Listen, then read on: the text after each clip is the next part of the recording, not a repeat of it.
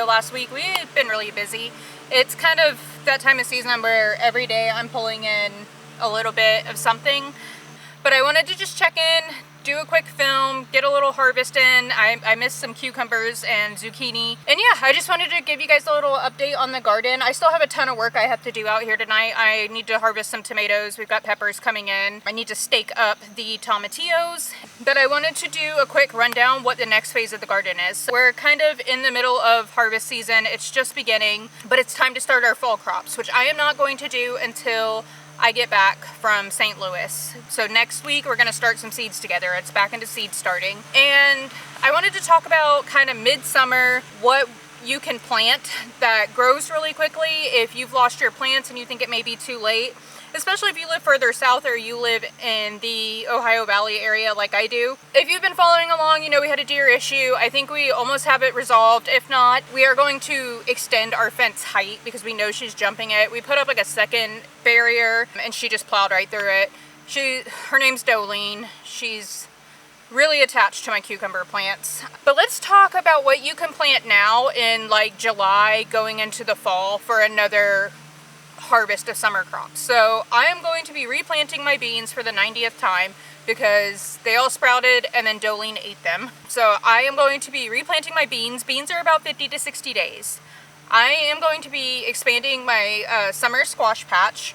What I have for winter squash is what I have. But my summer squash, things like my zucchini, my patty pan squash, golden zucchinis or golden yellow squash, whatever you want to call them, those are like 45 days max. I've pulled them as early as like 40 days. So I am expanding and starting squash from seed. I'm succession sowing, so every week I'll start around until probably mid-August because our first frost is about mid-October. I could probably push it to late August, but by that time I'm gonna have fall crops that I need to get in the ground. I will be doing a few sunflowers. Again, I had a bunch of sunflowers. Oh my goodness. Something just flew by me. I had a bunch of sunflowers and the deer ate them. So I am restarting my sunflowers. I have these gorgeous like chocolate cherry, I think they're actually called Cabernet sunflowers, the variety, but they're a very rich burgundy color. And I really want them for my fall table at the market. And as long as I can keep the deer from getting in here, I would like to have these sunflowers. Some sunflowers do take longer, but this one variety I have is about 55 days on average. So we've got beans, squash, we've got sunflowers. I may start another round of cucumbers just because I'm starting to notice, one, from the deer damage, and two, I have squash bugs in my cucumbers and it's been really humid.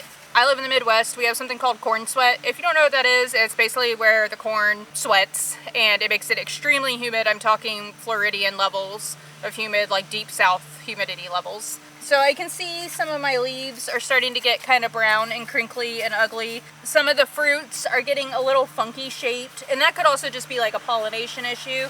I wouldn't say these are all very quick growing crops, but they do produce fairly quickly as compared to something like Brussels sprouts or broccoli, which need 120 days. Which that leads me into my fall conversation. So with the cooler weather hopefully on the way in the next few months, I need to go ahead and get some of those crops that do need a very long period to produce and mature before it gets too cold and they do start to struggle. I need to go ahead and get those seeds started. We'll be back 12th this Sunday, so yeah, that puts us about mid-July when we start our fall seeds. I honestly can't believe we're already starting our fall seeds. I feel like I haven't pulled anything in from the garden, but I also feel like that because I haven't pulled anything in for myself. I've sold it all at markets or porch pickups here on the property, which has been a huge blessing. I'm not complaining, but for the past almost 10 years I've been gardening for myself, so I'm used to getting more garden snacks than I've been getting this year, so I'm a little sad. But I've been getting wiped out of produce, which has been great. We've been selling out at the market. I also know I'm on a very small scale compared to what I want to be,